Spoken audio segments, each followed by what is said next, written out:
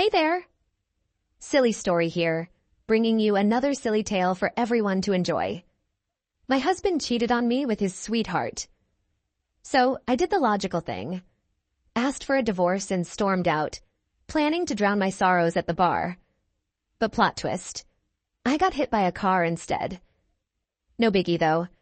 Apparently God's favorite person, me, gets a do-over.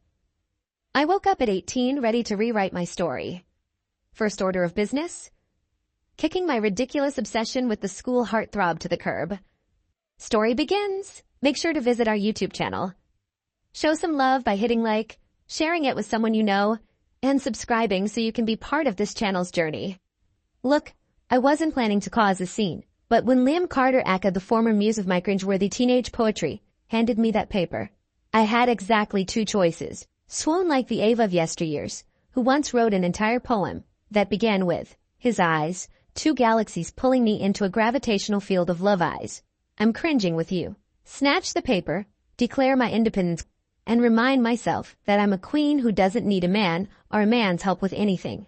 Naturally, I went with option 2. I'm good, I said, snatching the paper with all the grace of someone who had already decided that their future involved less teenage hormonal misjudgments and more self-respect. Liam blinked at me like I just told him I was a time traveler sent from the year 3045, armed with technology that could solve world hunger. But only if I didn't have to help him with this stupid homework. You're good, but you asked for help, he stammered, clearly trying to figure out if I'd grown a second head or suddenly learned to speak fluent Klingon. I'll Google it, I said, my tone deadpan as if I were talking to a child who had just asked why the sky was blue. There was no reason to act flustered, right? I had moved on from the whole helplessly swooning over Liam Carter phase. I wasn't going to let this be a repeat of the time I once tried to casually mention the weather to him in an attempt to flirt, only to have him look at me like I just asked him to explain quantum physics, which, in hindsight, wasn't even that far off from the actual awkwardness that ensued. Liam opened his mouth like he was about to say something profound. Then, without warning, it snapped shut. His expression shifted from confusion to pure contemplation, as though I were some sort of unsolvable puzzle. And he was just one deep breath away from cracking the code. His face looked like someone trying to calculate the square root of a number they couldn't even pronounce. And I was the equation he couldn't figure out. My heart didn't flutter. No, it was sitting comfortably in the midsection of my emotional roller coaster, sipping tea and minding its own business. This was Liam Carter. We were talking about, the guy who once winked at a girl in the hallway and somehow managed to make her walk into a pole. The guy who had the power to make every girl in a 10-mile radius turn into a puddle of nerves with just one smile. But there I was, walking away from him, like he was just another guy in a sea of very average people, without swooning, without falling into some embarrassing, love-induced trance, and most importantly without colliding with anything. Progress. He was still standing there, blinking at me as though I'd just announced that I was moving to Mars, and wouldn't be returning for, at least 20 years. He looked at me like I was a rare animal he'd never seen before. What is this strange creature? His expression seemed to ask. You're weird today, he finally said, squinting at me like I had spinach stuck between my teeth, or like I was some kind of cryptic puzzle wrapped in a mystery. I smiled, but not one of those shy, uncertain smiles that I used to give him when I had no idea what I was doing. No, this was a smile that said, you have no idea, buddy. I'm so far past this. It's not even funny. It was a smile that radiated I've leveled up energy. It wasn't smug, okay. Maybe it was a little smug, but it was earned smugness. I walked away with the kind of grace that only comes from knowing that no matter how much Liam Carter tried to put me in his what could have been box, I had long since moved on from that sad, silly place. And when I walked out of that classroom, I didn't even look back. Not for him, not for anyone. This was my moment. And as I walked down the hall, my mind replaying every awkward moment from the past like a cheesy romantic comedy montage, I couldn't help but think, wow, I was so dumb before. And I was really into weather patterns. What was that about? But, hey, we all have our embarrassing phases, right? Still, as I passed by Liam, I couldn't resist a tiny little smirk, because this whatever this was my final farewell to the boy who never even noticed my favorite color was purple. Purple Liam. Get it together. When class ended, I packed my things faster than a contestant on a cooking show during the last 10 seconds of a challenge. My goal, get out of there before Liam ambushed me with his "Why are you different now?" interrogation. I had no interest in explaining myself to a guy who once thought let's study together meant let's pretend we're in a rom-com, where we touch hands over a notebook. followed by awkward laughter and mutual ignoring of the fact that I'm basically having a panic attack. But fate, and by fate, I mean Liam's ridiculously long legs that had an uncanny ability to always be in the right place at the wrong time, had other plans. Ava, his voice, smooth as ever, stopped me in my tracks. It was like I was a deer caught in the headlights. But the headlights were Liam's stupidly charming smile, and his irritatingly perfectly tousled hair. Hey, wait up.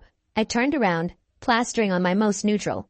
I'm so over this face. You know, the one that says I'm totally not about to have a heart attack at the mere sight of you. Nope, not at all. Yeah, I said, with all the enthusiasm of someone who had just been told they were about to get an unexpected root canal. He ran a hand through his hair seriously. When did this become a thing? Was he secretly practicing this move in front of the mirror every morning? Like, okay, today I'm gonna run my fingers through my hair like a rock star and hope the entire female population swoons. He gave me that half smile, the one that used to melt my brain.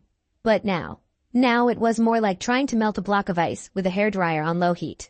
No effect. You sure you're okay? He asked, leaning in just a little too much, like he was about to perform a deep psychological analysis on me, but with way too much concerned but still smiling energy. You've been different lately. Translation. Why aren't you worshipping the ground I walk on anymore? I raised an eyebrow, trying to suppress the urge to roll my eyes so hard they'd fly out of my head. I'm great, I said, trying to sound casual as I felt a snarky grin creeping up. Just realized I've got better things to focus on than. I waved vaguely in his direction, as if there was no possible way to summarize how little he mattered anymore. You know, stuff. His smile faltered for a second, just enough to make me feel like I was winning this interaction. Stuff. You used to think studying with me was fun. Fun, buddy. If by fun you mean me hyperventilating every time our hands accidentally brushed while you explained math problems I already knew the answers to. And I'm not exaggerating. I literally could have solved those equations in my sleep. Then yeah, sure, fun. I laughed, probably too hard. Because at this point, I was just enjoying the mental image of me being the mature, independent woman who no longer cared about his perfectly sculpted abs or the way his eyes made me forget how to form complete sentences. Hello, William. You thought I was studying. I was distracted. I smiled smugly like I had just dropped a truth bomb. A truth bomb that was gonna wreck his entire worldview.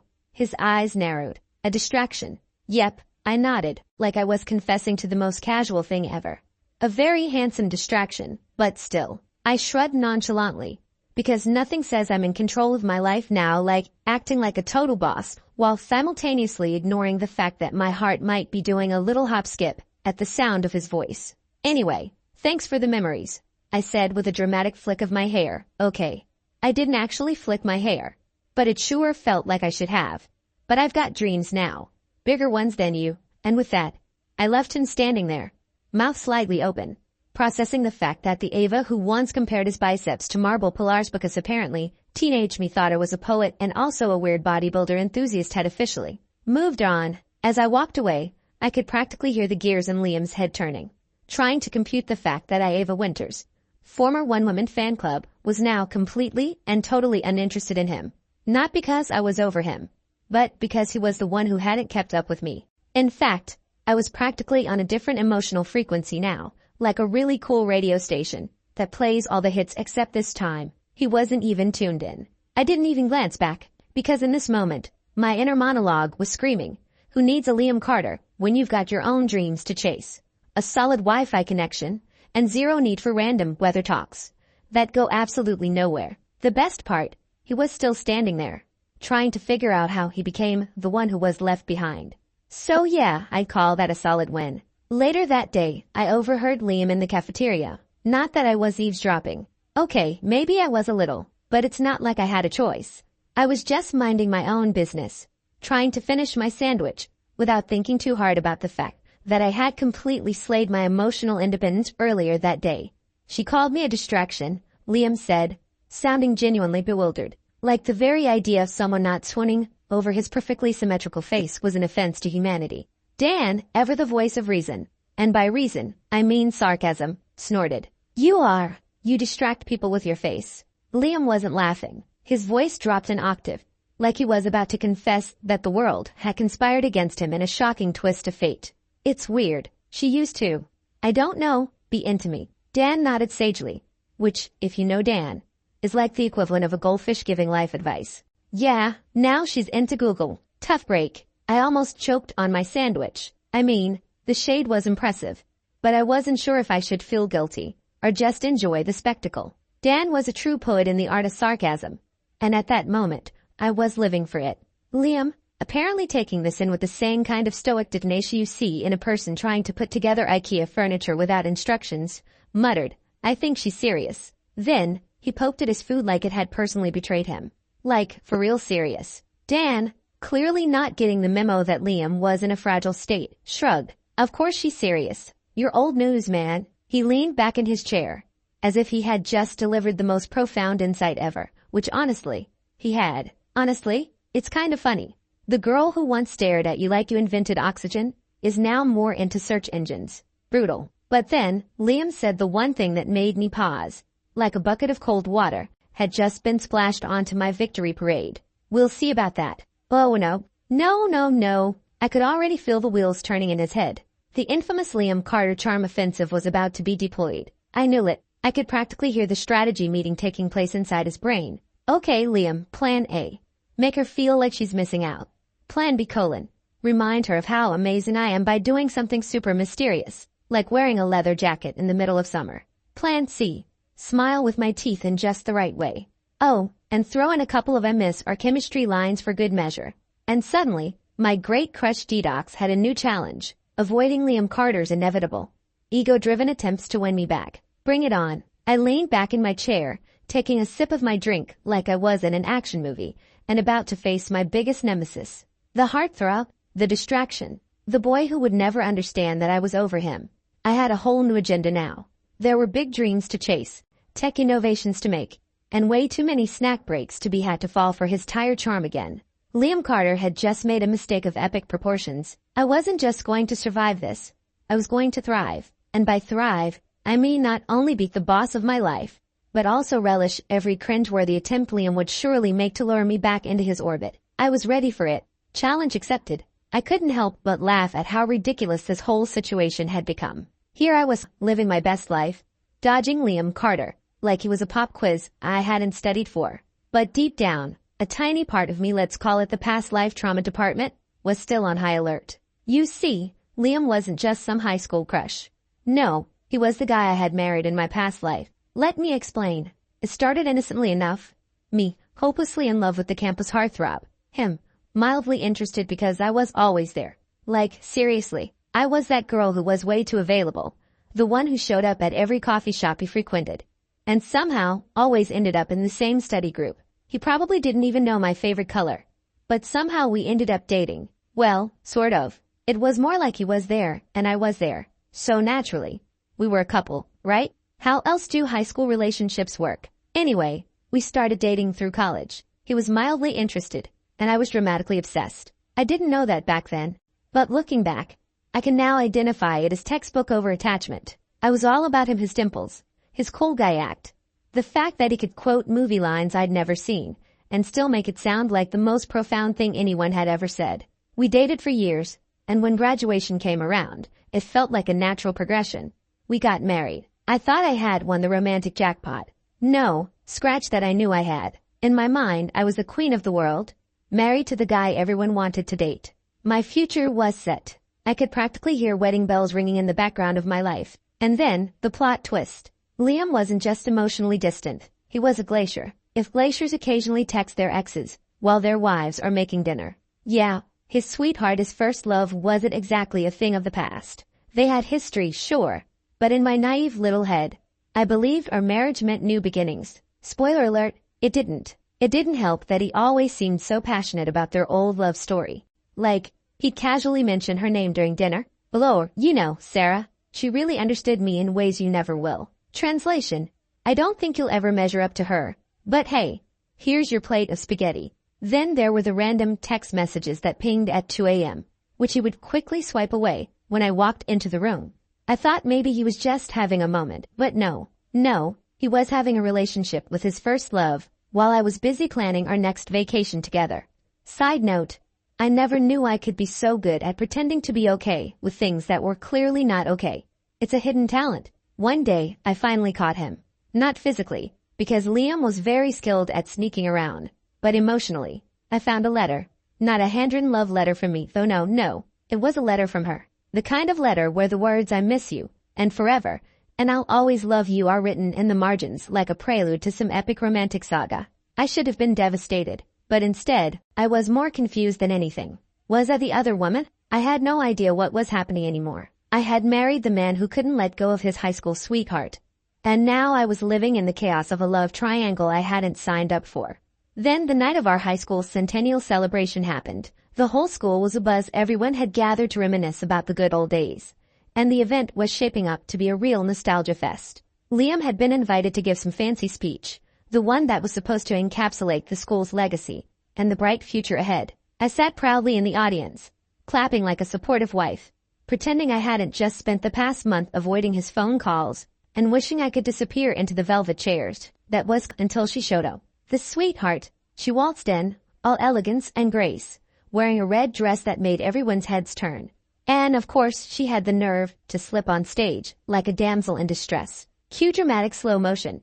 Liam was on it in a flash. In an instant, he reached out and caught her like she was some fragile crystal figurine that could break if she fell. I watched as their eyes locked, and I swear, the entire room let out a collective sigh, like they were witnessing a scene from a movie where the lead couple finally kisses after years of tension. And there, in the audience, frozen. My hands were clasped so tightly, I could feel my fingernails digging into my palms. There they were, on stage, Liam and her, his arms around her waist, pulling her close, and his face soft, gentle, protected, everything he never was with me. It wasn't the physicality that got to me, okay? But it wasn't just that. It was the way he was looking at her. His expression was filled with this tenderness, this care that I hadn't seen in years. It was the kind of look he gave a vintage car he was lovingly restoring, or a rare book that could increase in value. He held her like she was something precious, a part of his life that he'd always cherished. Meanwhile, I sat there, trying to breathe, trying not to erupt like a volcano. I had made a decision when I walked in that tonight would be the night I put the past behind me. That I would sit back and enjoy the nostalgia of high school, laugh at the speeches, and let go of everything that had come before. I could do it. I was strong enough. But this was the cherry on top of a Sunday of disappointment. The kicker, a week earlier, I had surprised him with a birthday gift, a thoughtful scrapbook of all our memories. A scrapbook, you know, the kind you put together when you're in love, and you want to capture all the little moments, the notes passed in class, the concert tickets, the photos from our first date. I spent hours on it, carefully assembling it like a love letter with pictures. And what did Liam do when he opened it? He barely glanced at it before tossing it onto a chair, like it was some kind of junk mail. And yet, here he was, treating his ex, his first love, like she had handed him the crown jewels. Every time they crossed paths, he was overly polite, overly attentive, like a knight greeting royalty. When they spoke, their exchanges were full of inside jokes, shared glances, and a level of familiarity that should have been mine. Something inside me snapped. In the midst of their moment, I pulled out my phone. I didn't even think about it. My fingers moved on their own, like they had a mind of their own. I texted him one word: divorce. That was it. Just one word: divorce. The second I hit send, I felt a sense of finality, like a door slamming shut on a chapter one should have closed years ago. I stared at the text for a second, willing myself not to regret it. But there was no turning back. I wasn't going to be the woman sitting by while he fell back into the arms of someone who was clearly his first choice. I stood up from my seat slowly, deliberately, as if walking through a fog. The world around me faded as I moved through the crowd, the chatter and clinking of glasses blurring in the background. I didn't look back. I just walked out of the building, out of the life I had built around him, into the night. I walked aimlessly, not knowing where I was going, only knowing that I couldn't stay there. Couldn't stay in that room where I was surrounded by memories of a life I no longer recognized. It wasn't until I reached the corner of the street, standing under a dim streetlight, that I realized I was actually free. Free from the weight of pretending. Free from the years of living in the shadow of someone else's first love. I took a deep breath, looked up at the night sky, and smiled, because for the first time in a long time, I was finally making a decision for me, and there was no going back. I don't remember much about what happened next. It all happened so fast, the screech of tires, the blinding headlights cutting through the night like twin rays of doom. 1 minute, I was spiraling through my mental archive of bad decisions, trying to come to terms with how much I'd let Liam Carter dominate my life. I was replaying every cringy moment, the awkward poetry, The way I made excuses for him. The fact that I once believed he was the center of my universe, and the next minute, everything went black. The world went silent. The weight of all my past mistakes, the unbearable tension, the frustration of my own stupid decisions, it all seemed to melt away in that quiet void. Then, as if I'd been shot out of a cannon, I woke up. And not just woke up, but I woke up back at 18. I blinked. Once, twice, my surroundings slowly came into focus. My childhood bedroom, same posters on the walls, same mismatched furniture, same bedspread that I'd been embarrassed about in high school. It felt familiar in the most unsettling way, like a deja vu nightmare you never asked for but somehow got anyway. At first, I thought I was in some sort of coma dream. Maybe I'd hit my head too hard in that accident. Maybe my brain was giving me some warped rerun of my teenage years because it felt bad for me. But then I looked in the mirror. No weird coma-induced glow. No hazy, out-of-focus reflection. Just the same face I'd seen a million times. And then it hit me. It wasn't a dream. I had somehow, and I mean somehow, been sent back to high school. I was 18 again. Not in some magical reboot the timeline kind of way. No, this felt like a real-life oops. Here's a second chance scenario that had somehow been plopped right into my lap by fate, or, more likely, by the universe, or possibly by some fed-up guardian angel who was tired of watching me mess up my life. My first reaction, complete and utter disbelief. How did this even happen? Was there a glitch in the matrix? Did I hit the rewind button on my life like I was on some kind of out-of-control reality TV show? Because, let me tell you, if this was the universe's idea of a second chance, it had a seriously messed up sense of humor. But then it sank in. A second chance. A do-over. This wasn't some cruel trick. This was a gift, and with that clarity came a sudden, furious sense of detonation. This time, I wasn't going to waste it. I wasn't going to be that girl again, the one who pined over a guy who barely noticed her unless it was to string her along. No more sonnets written about his hair. No more getting lost in the orbit of his charm, pretending that his warm smile was anything more than a well-rehearsed move. No more what-if scenarios where I convinced myself that I was the one who would change him.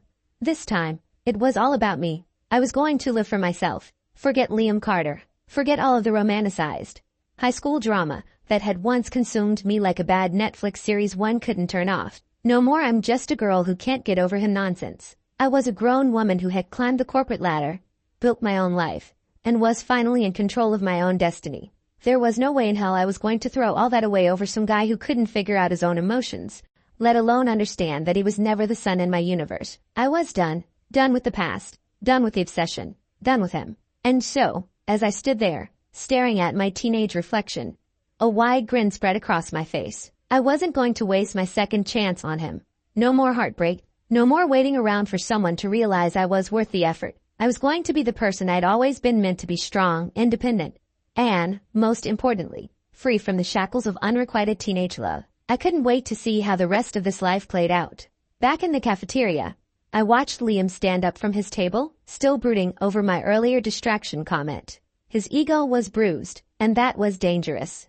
Liam with a bruised ego was like a toddler denied candy. He'd double down, determined to prove something. I could feel it. The Liam Carter redemption arc was coming. He tried to win me back, convinced that I was playing hard to get. But this wasn't a game. I wasn't the same Ava who once scribbled love poems and waited by the phone for his texts. I had lived, lost, and learned the hard way.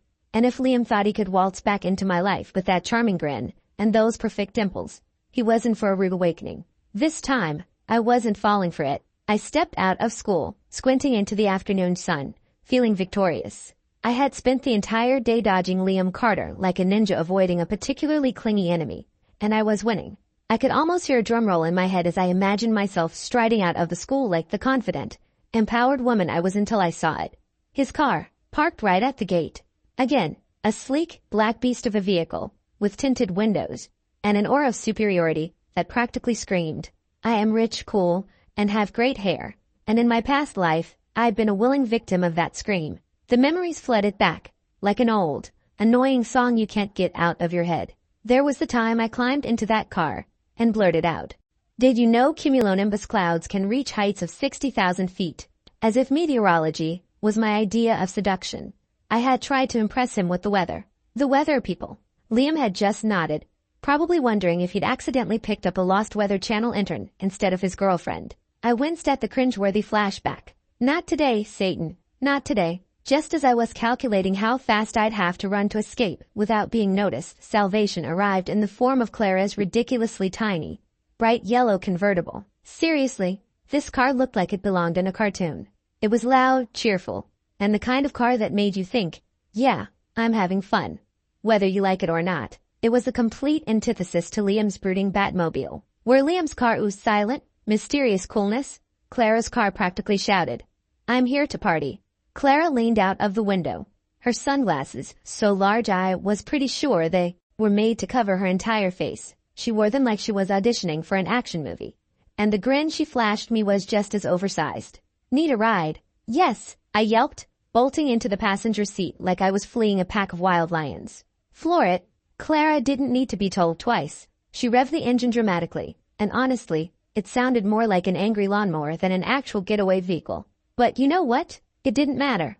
We were escaping. That's what mattered. She peeled out of the school parking lot like we were in the middle of an action movie chase scene. As we sped away, I resisted the urge to look back, but I could feel it, the heavy weight of Liam's gaze, boring into the back of my head like a laser. His car wasn't moving, but I imagined him gripping the steering wheel, utterly baffled, probably trying to figure out how the hell I managed to escape his gravitational pull without so much as a second glance. Oh, it was so cute when he didn't get it. Clara raised an eyebrow, glancing at me sideways. Okay, Spill, what's with the Mission Impossible escape? I sighed, sinking into the seat as the wind whipped through my hair. Let's just say, I'm done with heartthrobs. Her eyebrows shot up, her sunglasses tilting with emotion. Done with this heartthrob?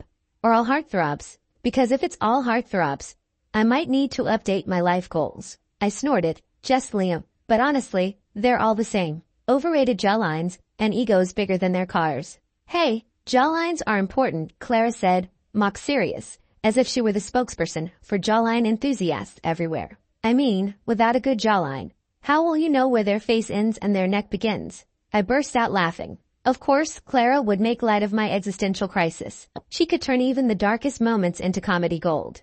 That's why she was my best friend. But seriously, she continued, the playful tone still in her voice. Why the sudden Liam detox? You used to be, like, his biggest fan. You even wrote that terrible haiku about his eyes like oceans. I groaned, hiding my face in my hands. Don't remind me. Clara grinned, clearly enjoying my suffering. Oh, I'm reminding you. Eyes like oceans, deep and true waves crash gently. But it's just you. She fake gagged. Classic Ava. Hey, I was young and stupid. I protested, mortified. Now I'm older and less stupid. Debatable, she teased, and then added. But for real, what's changed? Did he do something? I hesitated. I couldn't exactly say. Oh, nothing major. Just a little thing called living a whole other life where he broke my heart and I died in a freak accident. So I settled for a simpler explanation. I realized I spent way too much time chasing someone who didn't really care about me. I don't want to be that girl anymore. Clara nodded slowly, her playful smirk fading into something softer, more understanding. Good for you, Ava. Seriously, you deserve someone who's head over heels for you. Not just someone who enjoys the attention. Exactly, I said, feeling lighter with every word. Besides, if I need drama, I'll just binge a Netflix show. Way less heartache. Clara laughed, her voice full of that carefree energy she always brought with her. And fewer weather facts. Hey, weather facts are cool, I shot back, but my heart wasn't really in it. I was too busy feeling free. Sure they are, meteorology queen. Clara teased. As we pulled into my driveway, I felt a strange sense of peace. For once, I wasn't obsessing over Liam Carter. I wasn't analyzing his every move or wondering what he thought of me. I was just Ava, and that felt pretty damn good. Unbeknownst to me, Liam sat in his car, still parked at the school gate, staring at the spot where Clara's tiny yellow convertible had disappeared. What the hell just happened? He muttered, gripping the steering wheel. Dan, who had somehow materialized in the passenger seat, because best friends have a knack for showing up at the worst times, smirked. Dude, you just got ditched by Ava in a clown car. It's not a clown car, Liam snapped. Okay, a cartoon car. Better, Dan grinned. She didn't even look back. Ouch, Liam scowled. She used to. I don't know, care. Dan shrugged. Maybe she finally realized she doesn't need you. Liam's jaw tightened. We'll see about that. Oh, Liam? Poor, clueless Liam. You have no idea what you're up against. You'd think walking into my own house would be a refuge after dodging Liam Carter all day. Nope, not in my family. I stepped through the front door, kicking off my shoes like I was about to enter a spa, only to be met with the full force of my mom's enthusiastic whatever it was she was doing. Before I could even sigh in relief, she practically pounced on me, her eyes gleaming, with that look the one she gets when she discovers a sale on something she doesn't need, like a 48-pack of paper towels or a set of decorative garden gnomes. It was the same gleam she had when Costco was doing a 2-for-1 wine sale. You know the one. Did you talk to him today? She asked, stirring a pot of metaphorical matchmaking soup with the enthusiasm of a chef preparing her signature dish. I blinked. Who? Mom narrowed her eyes at me, the way a hawk might look at its prey before diving in for the kill. Liam, she said, stretching his name out like it was made of gold soak. The Carter boy. Nope, I said, shoving a spoonful of mashed potatoes into my mouth like I was trying to choke on my rebellion. I was practically daring her to keep going. Dad, always the optimist in matters of the heart, leaned forward with an expression that could only be described as hopeful puppy. Did you at least smile at him? I stared at him like he just suggested I write a love letter in crayon. Nope, I muttered, another spoonful aggressively shoved into my mouth for emphasis, just to make sure they knew I wasn't playing along. Mom, clearly panicking now, whipped her head around like a bloodhound on a scent. Did you mention our summer home? She was practically clutching the edge of the kitchen counter for support, as though this was a life or death negotiation. Why would I do that? I asked, incredulous. Am I supposed to lure him in with beachfront property like a fish with fancy bait? Dad shrugged like it was a perfectly reasonable suggestion. It's a nice summer home. People like nice things. I put my fork down with the kind of finality usually reserved for people who've just dropped a mic. My appetite was suddenly replaced by pure frustration, like a fog rolling in. I stood up, glaring at them both. Nope, and I'm not going to either. I couldn't even comprehend how they didn't get it. I turned to storm off, fully expecting the satisfaction of a dramatic exit. But halfway up the stairs, I couldn't resist. I turned back around and tossed one final grenade into the conversation. Also, you guys seriously need to chill. It's weird. Like, so weird. My parents exchanged looks of genuine shock, as if I just announced I was dropping out of school to become a llama farmer. The room went silent for a moment. The kind of silence that only happens when someone has just rocked the boat and is waiting for the tidal wave. She's rebelling, Mom whispered, horrified, as if my decision to not chase after Liam Carter had triggered some family crisis she hadn't prepared for. She's finally a teenager, Dad murmured, wide-eyed. He had the look of someone who'd just discovered the world was round. I took a deep breath and went up to my room, leaving them in their stunned silence. As I closed the door, I could still hear the faint sound of their voices, probably whispering about what their lives would be like without the endless cycle of matchmaking schemes. It was weird, yeah, but I wasn't going to let it stop me. I wasn't chasing Liam Carter anymore. I was too busy avoiding being dragged into this weirdness. As I reached my room, I heard them talking in hushed voices downstairs, probably hatching some wild scheme to win Liam over, like he was a prize stallion, destined to graze in the fields of our family's dreams. She never used to be like this, Mom was saying, her voice tinged with what I can only describe as parental panic. She was obsessed with him. Remember that time she baked him cookies shaped like soccer balls? Yeah, and he thought they were potatoes. Dad chimed in, like it was the most amusing thing he'd ever heard. She still gave them to him though. I cringed behind my door, my face flushing with second-hand embarrassment. Why did they have to remember everything? Every cringeworthy moment of my teenage obsession with Liam Carter.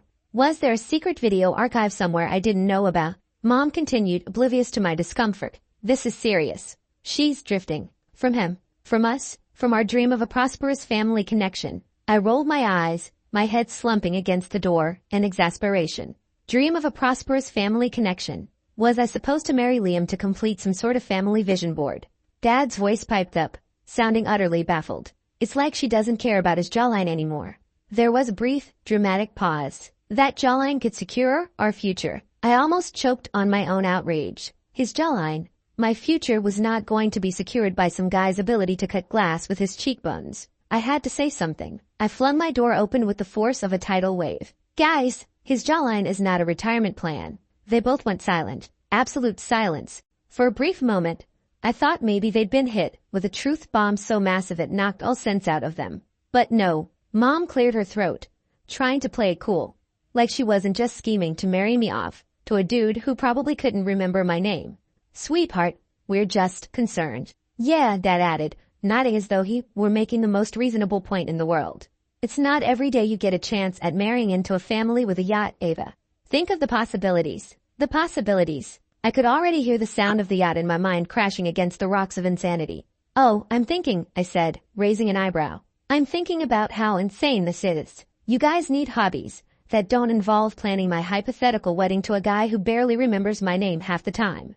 Mom gasped, as though I'd just suggested we eat dinner off the floor. He remembers. He called you. She snapped her fingers, trying to pull the memory from some corner of her mind. That thing. What was it? Annie, Dad offered, his tone as if he had just solved a puzzle. I groaned, the cringe sinking in deep.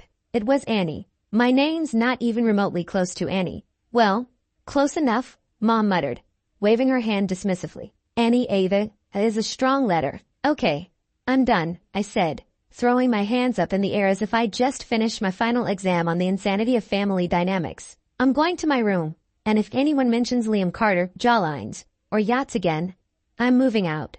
And I'm taking the mashed potatoes with me. With that, I stomped upstairs for dramatic effect, my footsteps practically shaking the house with the weight of my declaration. I slammed my door shut, the sound echoing through the house like a thunderclap. For a moment, I stood there, taking deep breaths to calm the storm inside. But honestly, I didn't feel as dramatic as I'd hoped. Instead, I felt a little bit like a conqueror, someone who had just reclaimed a tiny corner of the world for herself. The mashed potatoes were, in my mind, the final frontier. If they took that, I was really out. I could only imagine the conversation downstairs now. Were they consulting a yacht brochure? Were they wondering if Liam's jawline could come with a built-in trust fund? Well, good luck with that, because I was done. And that was the most freedom I'd felt in ages. Lying on my bed, I felt oddly triumphant. Sure, my parents were crazy, but for once, I'd stood my ground. No more Liam Carter this, Liam Carter that. I was free. Then my phone buzzed. A text from Clara. Clara, so Liam just asked me if you're mad at him. Should I tell him you're mad or that you're going through a potato phase again? I groaned into my pillow. The battle may have been won, but the war, far from over. Okay, I have to admit, it's hilarious when I picture it now. Liam Carter, campus heartthrob extraordinaire, sitting in his room pouting. Yes, pouting. This is the same guy who used to act like he was too cool to feel actual human emotions unless it was like mild amusement or vague disapproval. Apparently, that's changed. Word on the grapevine, aka Clara's overly dramatic text updates, was that Liam was in full existential crisis mode. And it was kinda my fault. Liam's point of view, because why not? Why is she ignoring me? Liam grumbled, tossing a basketball against the wall with all the angst of a teenager who just found out his favorite energy drink was discontinued. Across the room, Dan, the human version of a shrug, was sprawled on the couch, surrounded by chip crumbs, like some sort of slacker king. Maybe she realized how cringy that sonnet about your hair was, Dan said, barely looking up from the TV. I liked the sonnet. Liam snapped, catching the basketball, and holding it like it personally understood his pain. Dan snorted so hard he almost choked on a chip. Dude, you liked it because it was about you. Do you even know her favorite color? Liam froze. His brain was clearly buffering. Blue? Or maybe green? I imagined Dan raising an eyebrow in the most condescending way possible. Wow, Dan said, mock laughing. So specific. Next she'll tell me her favorite food is edible stuff, and her hobby is breathing. You're losing your touch, bro. Girls used to swoon over your presence. Now they're leaving you for yellow convertibles. Liam's jaw tightened, probably because hearing the words yellow convertible sent him into a spiral of confusion and mild rage. She used to hang on my every word, he muttered, bouncing the basketball again. Thump, thump.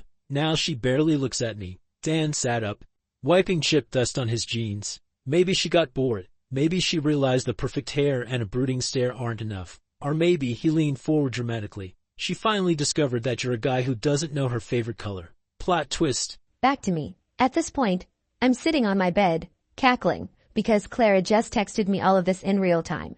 Clara? Liam spiraling. Dan's roasting him. You're missing a show. I could almost hear her laughing on the other end. But then came the kicker. Clara. Also, Liam might be planning a grand gesture. Brace yourself. Lord, no. The last time Liam attempted a grand gesture, he gave me a single red rose in front of the entire school. Romantic, right? Wrong. He forgot it was Valentine's Day, so he yanked the rose off a cafeteria centerpiece. I spent the rest of the day picking croutons out of my backpack. Me. If he shows up with anything involving flowers or public displays, I'm moving to Canada. Clara, I'll pack your bags. I threw my phone down and groaned into my pillow. Just when I thought I'd left all this drama behind, Liam Carter had to go and get curious about why I wasn't drooling over him anymore. Honestly, I'm tempted to send him a letter with just one sentence. It's not me, it's you. But nah, I'd rather sit back and watch him flail. Grab your popcorn, folks. This is going to be fun. I didn't even want to be there. Let's make that clear. Claire practically dragged me into the restaurant like I was a reluctant cat being shoved into a carrier. She had this look on her face, gleaming eyes, bouncy energy, the kind of detonation that only comes after 6 cups of coffee, and zero regard for personal space. You have to at least celebrate, Clara insisted, practically vibrating with excitement. No more heartthrob nonsense. Freedom. I rolled my eyes and slumped into the booth like a deflated balloon. Fine, but I'm leaving after 1 soda. That's the deal. I'm not staying for nachos, or whatever else you're about to order. Clara grinned as she picked up the menu like it was a sacred text. Sure, 1 soda. Totally believable. She didn't even pause to let me finish my thought before she waved the waiter over and ordered nachos that looked more like a small city than a snack. I took my soda, trying to sip it slowly and strategically, like maybe I could time my escape to perfection, counting the minutes until I could bolt. But of course, fate or whatever cruel force in the universe has an unhealthy obsession with drama had other plans.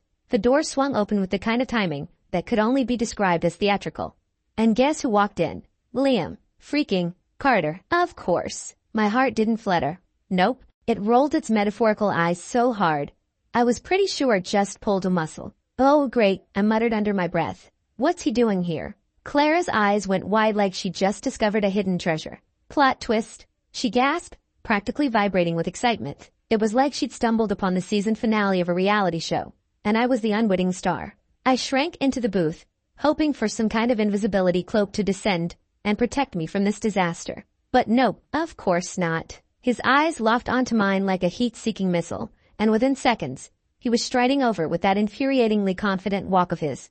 The one that screamed, I know I'm hot and you know it too. Why have you been avoiding me? Liam asked, striking a dramatic pose, like he was auditioning for a soap opera, his voice booming loud enough to silence the entire restaurant. Silverware clinking stopped. Conversations died mid-sentence. Even the nachos froze mid-air, as if they, too, were waiting for the drama to unfold. Clara leaned in, her eyes gleaming with delight. This is so much better than TV, she whispered, practically vibrating with excitement. I let out a frustrated sigh, resisting the urge to throw my soda at him, like some exasperated rom-com lead. Why are you so dense? I've told you this a million times. Look, it's not about you. Is it not? He shot back, raising that annoyingly smug eyebrow, as if we were in a Hallmark movie where every argument ended with a passionate, rain-soaked kiss. Nope. I stood up, hands slightly trembling, but kept my posture firm, summoning all my inner confidence. It's about me. I've got dreams, I've got goals, and none of them involve wasting my time with you. Especially not listening to endless ramblings about clouds, just to be forgotten in your passenger seat. His mouth hung open, and for the first time, Mr. Perfectly Cool was completely silent. Wait, you never actually liked the weather talks. I almost laughed in frustration. No, Liam, I was flirting. Big shocker, right? I said sarcastically, and grabbed my bag, giving him one last glance. And by the way, my favorite color is purple. Not that you'd know, since you never bothered to ask. Out of the corner of my eye, Clara had her phone out, filming the entire scene like it was a season finale. I could already hear her mental commentary. The heroine exits triumphantly, leaving behind the shattered ego of the once glorious golden boy. Iconic, she breathed, her admiration shining as bright as Liam's overinflated ego used to. I stepped out into the cool night air, feeling lighter than I had in years. Finally, I wasn't wasting my time on a guy who loved himself more than he ever noticed me. I was done. I was free. But as I walked away, a tiny voice in my head couldn't help but wonder, why was Liam still here, trying to win me back, like he was some tragic lead in a redemption arc that no one asked for. Maybe he should go back to his ex. She could have his jawline, his weather obsession, and whatever else made him feel like the center of the universe. Me, I was out. He wasn't worth a second more of my time. And if he couldn't figure that out, well, then he could take his inflated sense of self and blow it into the next storm front. Because for the first time in a long time, I felt like I was living. And damn, it felt good. Clara caught up with me outside, grinning ear to ear. That was amazing. I got it all on video. You're gonna be a legend. I laughed, shaking my head. Great. Just what I need. Viral fame for telling off Liam Carter. Blow? Come on, she teased. You know you loved it. I smiled, feeling a rush of pride. Maybe I did. Maybe, just maybe, I was finally getting the hang of this whole being my own person thing.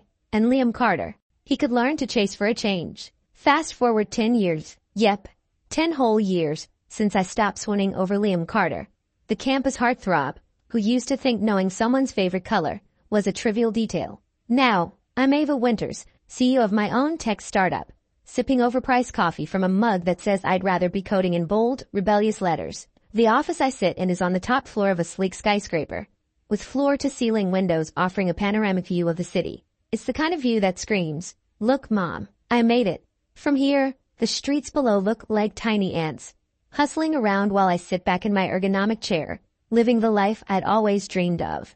I've built an empire from the ground up, one line of code at a time.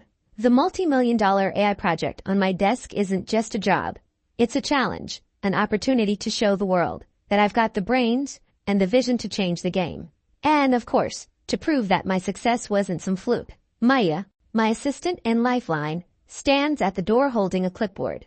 Her face is set in the kind of serious expression that you'd expect to see on someone about to deliver terrible news. She's dressed in the kind of professional attire that makes me feel like I should at least try to look put together, even though my idea of dressing up is swapping my hoodie for a blazer.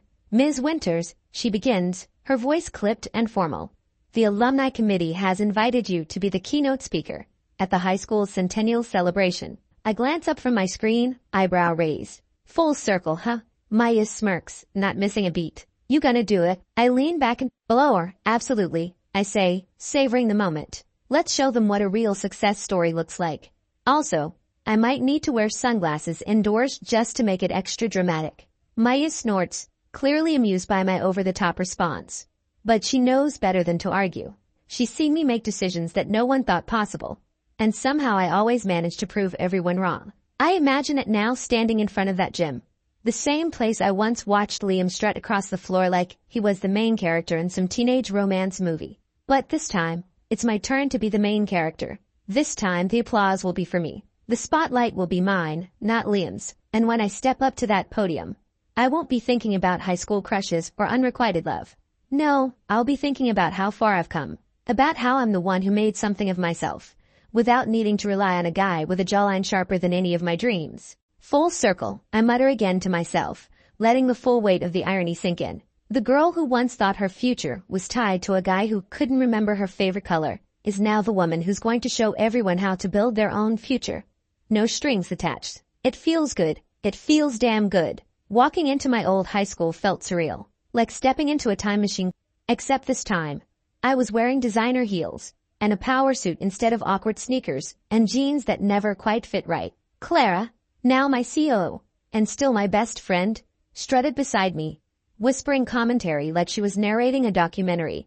"Notice the rare sight of former heartthrobs aging in the wild," she whispered. "Their hairlines retreat like frightened forest creatures." I snorted. "Stop, you'll make me choke before I even get to the stage." The gymnasium was packed. Banners hung everywhere, and there were tables with punch bowls that I'm pretty sure still tasted like regret. The auditorium buzzed with excitement. I could practically feel the electricity in the air, the way you do when you're about to drop some serious wisdom, and everyone's waiting to soak it up like a sponge in a puddle.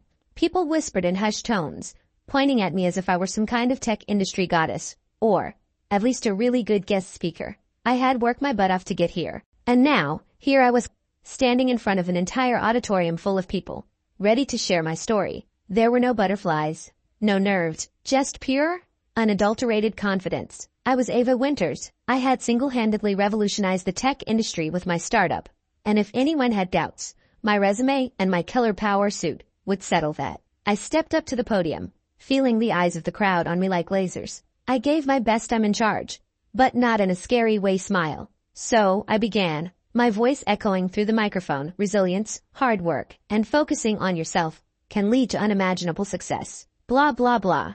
The crowd nodded, captivated by my every word. The applause that followed was loud, enthusiastic, but not as loud as the inner applause I gave myself for not slipping on the stage or mispronouncing anything. Then I found Liam Carter, standing awkwardly near the back of the room. No ex, our long-lost childhood sweetheart clinging to his arm apparently. Those didn't pan out either. Turns out, narcissism isn't exactly a winning trait.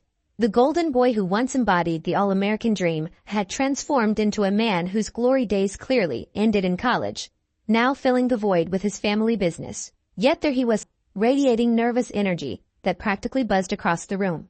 After the speech, I was swarmed with admirers. There were just people complimenting my talk and asking for business tips. But still, it felt good. Then I saw him. Liam, standing a few feet away, adjusting his tie like it was the most important thing in the world. He took a deep breath, probably psyching himself up for what was about to be an emotionally charged conversation that was definitely going to require me to pretend I cared. He walked up to me, smile plastered on his face, like he was delivering a TED talk on how to look like you're genuinely interested in someone. Ava, he said, a bit nervously. I don't know if you remember me. Oh, I remember you all right, I thought. The guy who thought he could just breeze through life, breaking hearts and ignoring people's needs. I plastered on a polite smile. Of course I do, I replied, keeping it friendly but distant. But that was a long time ago. He laughed awkwardly, glancing at his shoes. You look amazing, he said. You've really made something of yourself. Thanks, I said, not really feeling it. And you, I added, purely out of politeness. I didn't care, but I figured I should at least pretend to care enough to ask the question. He shrugged, running the family business. It's fine, I blinked. Fine, I asked, holding back a smirk. That's nice. There was an awkward pause. His face was getting red, and I could see his wheels turning. This was it, the moment he was going to ask me what he had been waiting a decade to ask. So, he began, clearly gathering his courage. Do you ever think about us? You know, what could have been? I tilted my head, amused. This was getting good. No, I said bluntly. His smile faltered. Not at all? Nope, I repeated, crossing my arms. There is nothing between us before, and I'm happy with my life. Let that sink in, Liam. I could see the gears in his head grind to a halt. I wasn't the girl he once knew. He was looking at me like I'd just told him I could juggle flaming swords while solving world peace. And somehow, the answer didn't fit the narrative he had been writing in his head for all these years. Let's just say, I continued, I'm glad life gave me a second chance to prioritize what really mattered. His mouth hung open slightly, like he was waiting for me to say something more, something that would tie it all together with a neatly wrapped bow. But no, I was done. I didn't have time to unpack his emotional baggage. I had my own business to run. He blinked, stunned. You don't even care. No, I said firmly. No drama. Just the cold, hard truth. I care about my future, my company, my friends, myself. I paused. But you were a lesson, and I've learned it. Now I graduated with flying colors. I turned to walk away, but then I paused, giving him one last smile that was more like a thanks for the memories. But I'm good now kind of smile. Good luck with whatever it is you're doing. Take care. And with that, I walked off, leaving the past behind me like an old, irrelevant episode of a reality TV show. As I stepped into the car, Clara was waiting at the wheel, grinning like she just witnessed the greatest plot twist in TV history. So, she asked, her eyes gleaming with excitement, how did it feel to drop that truth bomb on him? I laughed, feeling lighter than I had in years. Liberating. Drinks to celebrate your epic takedown. Clara asked. You know it. I leaned back in the seat, rolling down the window, the wind in my hair. Drinks, dancing, and not a single second of thinking about Liam Carter. The car sped away from the school, and as I looked back one last time, I felt nothing but gratitude. Gratitude for everything I had accomplished. Gratitude for the lessons learned. And most of all, gratitude for the fact that I never had to think about Liam again except for the story, of course. And so, I rode off into my bright, beautiful future, with not a single glance over my shoulder. Story ends. See you again for another silly story.